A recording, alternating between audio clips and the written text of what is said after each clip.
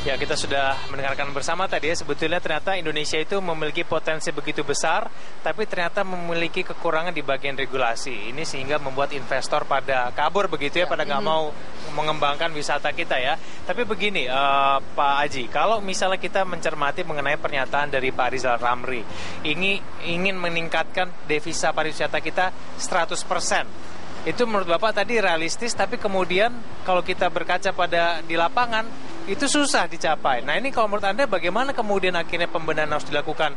Menterinya aja udah giat, tapi kok di bawah-bawahnya masih ngaco, Pak? Ini menterinya baru dan sedang giat-giatnya begitu ya. Gitu jadi ya? Jangan sampai momentum yang sekarang lagi hype nih nanti bisa drop dengan sendirinya nih. Ya, jadi menurut saya gini, andaikan saja ada Pak Menteri bisa mengeluarkan peraturan yang langsung dilakukan. Ini kan kasusnya seperti dwelling time hampir sama. Yeah. Jadi peraturannya mungkin bagus-bagus, tapi di lapangan ternyata dwelling timing untuk bisa materi aja susah. Sama dengan itu. Ini peraturan bagus di tingkat perpres misalnya kayak memerintahkan, tapi pada faktanya kami sebagai pelaku yang mendatangkan kapal-kapal asing itu tetap tidak bisa 1 hari servis.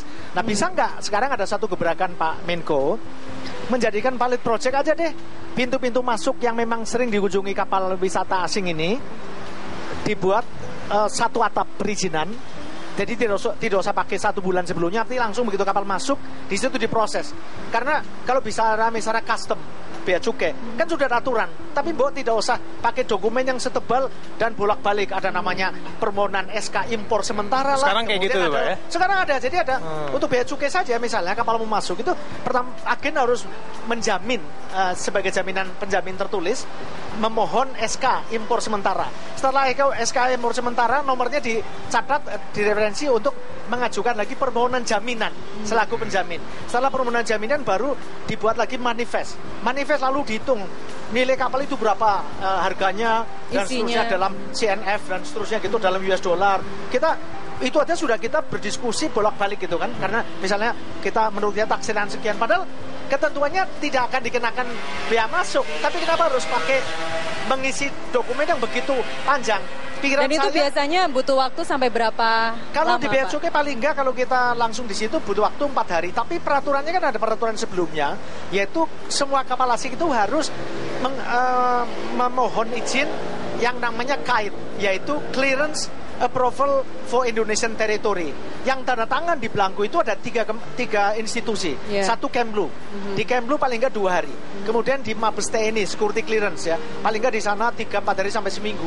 Kemudian habis itu ke perhubungan laut. Dokumen itu berjalan pakai manual gitu. Di perhubungan laut kadang-kadang 3 sampai 7 hari. Baru setelah itu dapat, baru ngurus bea cukai. Di kantor setempat paling enggak 2-3 hari baru clear. Jadi total berapa hari tuh Pak kalau misalnya orang kita sebagai agen paling berani mengatakan kepada kapal itu, Anda hanya bisa datang kalau Anda aplikasi sebulan sebelumnya. Kami bantu ngurus dulu, setelah itu baru dia bisa ngurus visa. Ya, mungkin itu bisa berlaku untuk misalnya ikut paket tour begitu ya. Tapi kan nggak semuanya orang yang akan berwisata itu selalu mengambil paket tour ya, seperti backpacker atau yang Bapak sebutkan tadi. Karena wisata bahari itu pada umumnya tidak ikut paket tour. Mereka ada yang menggunakan kapal sendiri, menukarkan kapal ya, kapal dari luar, tapi dia rombongan beberapa keluarga orang kaya nyewa satu kapal masuk ke Indonesia berkeliling. Nah, si pemilik kapal mereka itu yang ngurus izin dan mengerjas biaya. Jadi tidak bisa kalau paket wisatawan yang menggunakan pesawat pakai tour operator. Kalau paket wisata yang ini pada umumnya tidak ada operatornya. Tidak, karena bukan yang komoditas yang umum dijual secara umum gitu. Nah, Pak, ini sangat eksklusif gitu loh. Kalau bicara kelautan Indonesia yang sangat luas, misalnya sekarang tiba-tiba ada peraturan bupati begitu ya, seperti yang ada di Sorong, yang ada di Raja Ampat, ada di Ternate juga ada. Iya, untuk pengaturan kawasan hiu. Jadi memang daerah itu tidak boleh dilewati, tidak boleh ada yang nggak ada yang boleh sailing di situ, nggak ada yang boleh diving di situ. Peraturan itu apakah kemudian disosialisasikan kepada calon pendatang begitu ya, atau tiba-tiba dia tahu aja waktu daftar di custom ada mungkin dua, atau di pengalaman saya begini, misalnya yang peraturan lokal itu Raja Ampat. Di Raja Ampat itu peraturannya misalnya kalau kapal asing masuk dia harus bayar entry fee 30 juta. Berlaku setahun. Bisa multiple entry. Itu ngurusnya di mana, Pak? Dia langsung ke Pemda. Kabupaten Raja Ampat. Karena yang menerapkan itu Perda. Karena itu kawasan Taman Nasional, tapi di bawahnya Pemda, bukan di bawah Kehutanan atau Kementerian Kelautan gitu ya. Kemudian di Komodo misalnya berlaku peraturan Menteri Kehutanan di dalam Taman Nasional. Di Cendrawasih juga itu juga cara masuknya ada tarifnya, jadi berbeda-beda. Nah, kami bagi operator-operator kapal asing itu nggak ada masalah sepanjang memang itu legal. Siapapun itu peraturan dari daerah atau pusat nggak ada masalah. Nanti konsekuensinya kita memberikan paket itu fee-nya kepada customer. Jadi makin tinggi semua biaya, termasuk biaya yang bukan gitu. Biaya yang bukan misalnya masuk pelabuhan untuk mempercepat proses ya siapa tahu lah. Seorang juga tahu, semua orang juga tahu kan, tentu harus membayar lebih lah di luar dari yang resmi kan. Tapi semuanya kita charge kepada penumpang. Dan nanti penumpang kan komplain, kenapa sih surcharge begini mahal banget? Indonesia tapi praktek-praktek kayak gitu tuh memang masih terjadi ya Pak ya? Maksudnya yang bukan itu korupsi masuk kantong diri itu tuh masih banyak. Oknum. Kalau saya bilang bukan institusi tapi oknum lah ya. Oknum itu kalau di daerah kan makin remote, makin tidak dikontrol oleh pusat, sehingga makin freedom of maneuvernya lebih tinggi kan. Itu persoalan dalam konteks yang pungutan yang bukan itu. Gitu. Nah, kembali ke peraturan ya. Kalau kita melihat ada peraturan dari bupati begitu ya, atau surat edaran wali kota begitu ya untuk objek wisata di sekitarnya. Nah, kalau kita melihat hal seperti itu, bisa nggak sih Pak hal-hal seperti itu tuh diketahui jauh-jauh hari gitu? Ya, seperti kami misalnya begini ya. Yang berlaku di Komodo kan sudah ada peraturan pemerintah yang nanti yang meng-law enforce adalah Balai Taman Nasional di Komodo.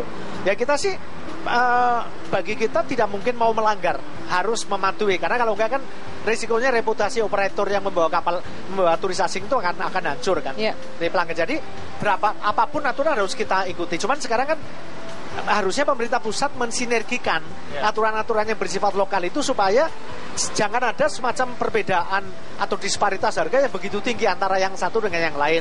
Kemudian harus ada misalnya keseragaman dalam konteks perlakuan kepada turis asing. Karena kadang-kadang berbeda-beda tiap daerah juga. Betul. Kalau kita bicara Perda kan berarti memang kepala daerah yang mengendalikan begitu yang mengepalai daerah tersebut. Nah, kemudian terus apakah ini tanggung jawab sepenuhnya oleh kepala daerah? Kan mereka juga ingin penghasilan pendapatan daerahnya begitu naik begitu ya. Apakah ini memang tanggung jawab dari kepala daerah begitu untuk karena begini membuat pariwisata daerahnya semakin tinggi? Karena memang ada otonomi ya, ada implikasi dari otonomi kan memang daerah memiliki kewenangan dalam mengeksploitasi wilayah lautnya sampai misalnya 4 mil, 12 mil gitu kan ya.